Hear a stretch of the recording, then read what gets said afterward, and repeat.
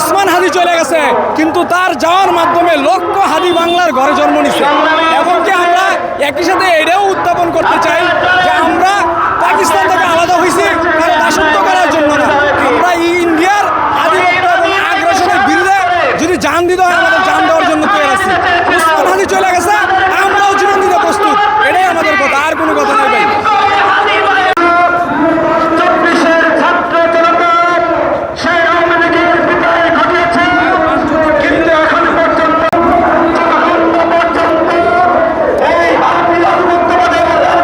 ওদের স্বপ্ন পূরণে পাশে থাকতে পেরে আমরা গর্বিত।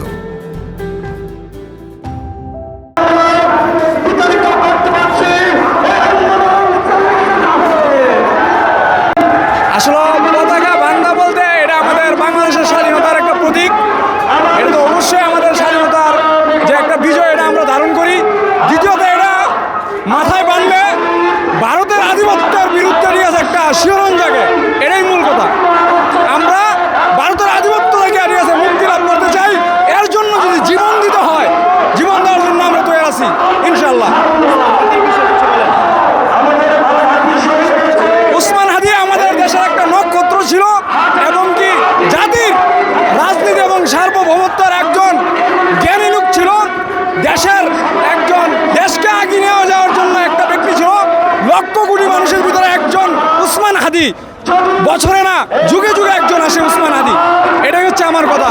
উসমান হাদির জন্য আমরা এখানে আসা এবং কি ভারতের আধিপত্যের বিরুদ্ধে আমরা এখানে জড়ো হওয়া।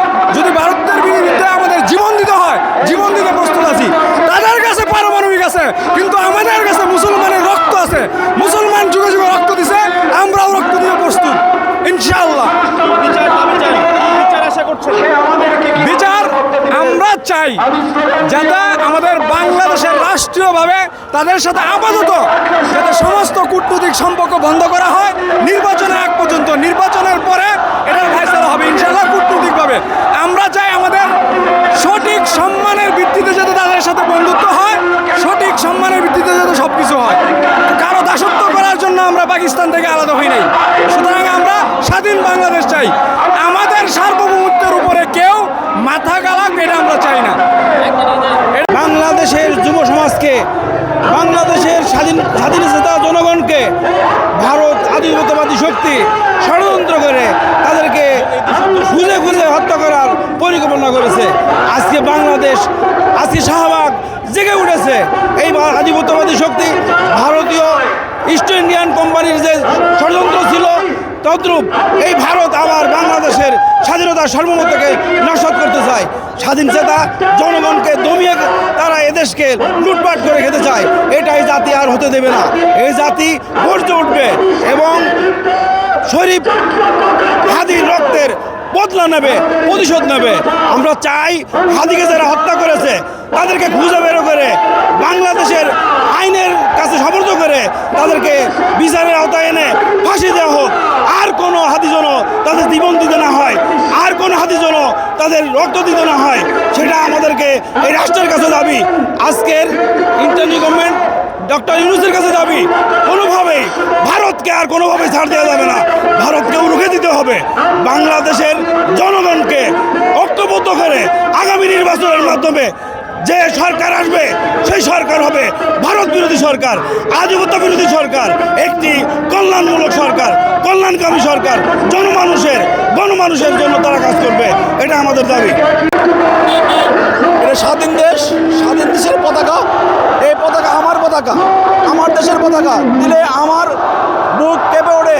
এই স্বাধীন দেশে যারা স্বাধীন করছে তাদেরকে শ্রদ্ধা জানিয়ে আমি আমার পতাকা গ্রহণ করছি এবং যারা স্বাধীন করছে সমস্ত যোদ্ধাদেরকে আমি স্যালুট জানাই, সম্মান জানাই এবং ৭১ সালে যারা জীবন দিয়েছে, রক্ত দিয়েছে, সকল শহীদদের প্রতি শ্রদ্ধা ওঠে এবং মন তাদের স্মরণ করি। উসমান হাদি আমাদের প্রিয় ভাই। উসমান হাদি আরেকজন মুক্তিযোদ্ধা।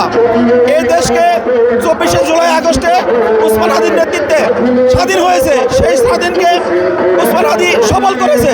এদেশের মানুষের কল্যাণের জন্য, কল্যাণ রাষ্ট্র কায়েমের জন্য, ইনসাফি রাষ্ট্র কায়েমের জন্য যে ত্যাগ স্বীকার করেছে উসমান হাদি, সেই ত্যাগ স্বীকারের জন্য আজকে আমরা শাহবাগে সবাই একত্রিত হয়েছি।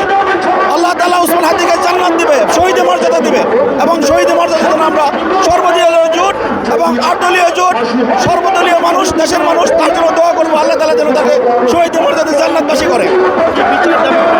আমরা যারা ওসমান হাদিকে হত্যা করছে সকলের ফাঁসি চাই, ওসমান হাদির হত্যাকারীদের ফাঁসি চাই, যারা এই দেশ থেকে পালিয়ে গেছে তাদের ফাঁসি চাই এবং তাদেরকে অবিলম্বে তাদেরকে বাংলাদেশে এনে তাদেরকে জনতার আদালতে ফাঁসি দিতে হবে।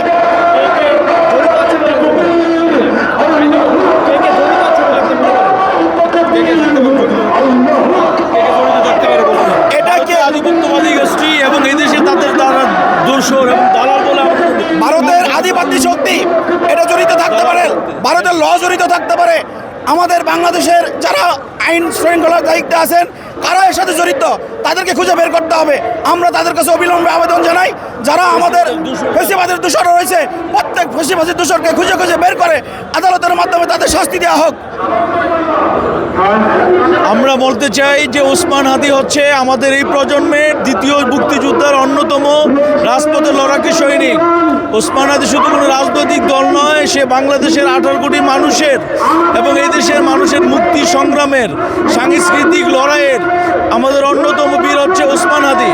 ওসমান হাদি এই জাতিকে, এই জেনজেটকে, বিশ্বকে চোখে আঙ্গুল দিকে দেখিয়েছে যে আগামী বাংলাদেশের স্বাধীনতা সার্বভৌমত্ব রক্ষা ক্ষেত্রে কালচারাল যে আমাদের আগ্রাসন সেটা মোকাবেলা করার জন্য আমাদেরকে সাংস্কৃতিক যে লড়াই চালাতে হবে সেটার অগ্রগতি হচ্ছে আমাদের ওসমান হাদি।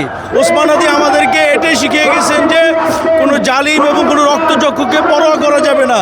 আগামী দিনে বাংলাদেশকে যদি মাথা উঁচু করে দাঁড়াতে হয় আমরা সবাই ওসমান হাদি হব এবং আমাদের জেনারেশনকে ওসমান হাদির আদর্শে গড়ে তুলব, যাতে আমাদের বাংলাদেশের আজাদি আমরা কিয়ামত পর্যন্ত জাগ্রত রাখতে পারি।